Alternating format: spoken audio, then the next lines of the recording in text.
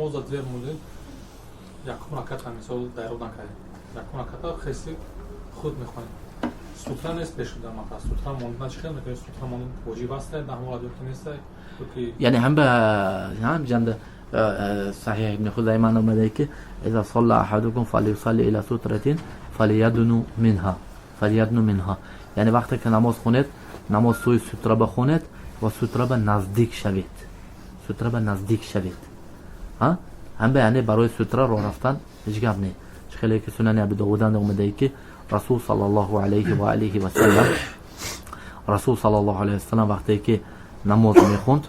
چی کرد یعنی نماز خونده استفاده بود که طرف بینش بود دیوال بود و بین رسول صلی الله علیه و دیوال یک نعجه یعنی گوسفند گذاشته نشد رسول صلی الله علیه و سلم نموند گوسفند گذاشتن و گوسفند نمیفهمد میگذاشتگی و رسول صلی الله علیه و سلم رفت اومد گوسفند یک خیل میگذرن میگفت یعنی ها و اومده چیکار کرد حتی الصق بطنه بالجدار اشکمش دیوال به چسبوند سون گوسفند مجبور به قفا گذاشته برفت ها با قفا گذاشته رفت هم به یعنی برای ستره راه رفتن چیکار نگاه بینید که نماز خون ساده پیشترنده مثلا ستره دو طرف راستنده های چیکار نه طرف راست میرید یا پیشتر برفته ستره میبید خودتون به چیکار نه یعنی این چیز یعنی هیچ گپ نه نمیمونه ها نه یعنی چون اگر قفا بعد تو ستره باشد که حرکت کرده میرید یعنی طبعا ستره یعنی این چیز یعنی برای بعض اهل علم مثلا مثل شیخ محمد مثلا این قول مثلا یعنی بسیار اهل علم که ستره سنت حساب میکنن یعنی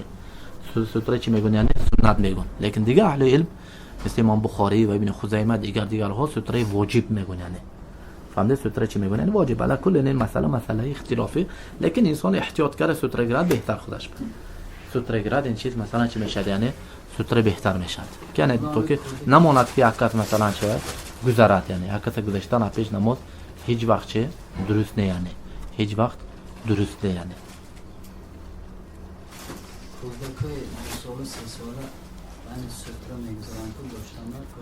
نه که نباشد ابو سعید الخدری این چیز عام فهمید ابو سعید الخدری این حدیث عام فهمید این حدیث چی فهمید یعنی عام فهمید همین به وقتی که همین حدیث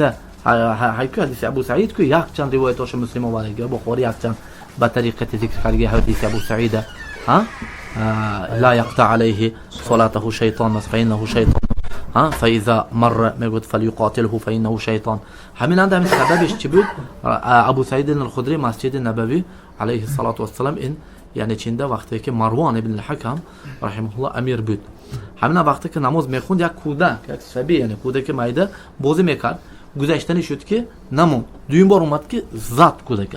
کودک زند رفته افتید یعنی قفاش کرد و کودک که بود یعنی پسر امیر مدینه ها سون اومد شکایت کردن شرطه ها اومدن ابو سعید بردن ها سون ابو سعید نزد مروان همین حدیث گفته داد سون مروان گفت قد صدق ابو سعید و احسن گفت ابو سعید راست گفت و کار خوب کرد گفت این کارش کرد رضی الله تعالی عنه یعنی هم یعنی که فرقش نه یعنی کودک مایده باشد کلام باشد خرد باشد نموندن که پیش نماز گشتن درست نه و نماز چه گذاشتنش چه ابدا این چیز درست نیست باشه صلات نماز گشتن یعنی چه درست نه یعنی حتی که بعضی اهل میگن که یعنی جمع مسئله که یعنی اگر شما نادونست بودید و گذشت دیدید که گذشته شد ها یعنی شما دست دراز کردید که چی شد یعنی گرفتید که شما گرفته دستون گذشت و پیشتون گذشت چیکار میکردید ننده ساعت میتید برابر یا که قفا به میگذرونید ها عبدالله بن مسعود رضی الله تعالی عنه مذهبش چی بود قفا بگردون یعنی ها یعنی برای اینکه بعضی اهل میگن که مو نکن برای که قفا بگردون چی میشه دویم بار نماز مایل میکنه تو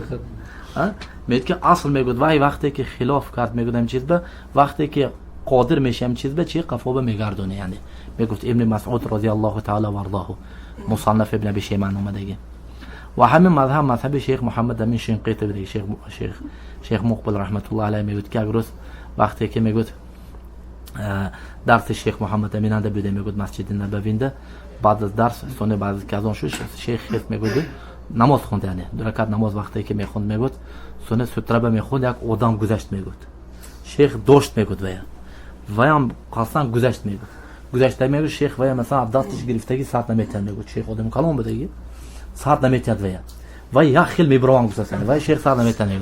سون آخرش میگه نمازنده گفت که والله لا ترجعن گفت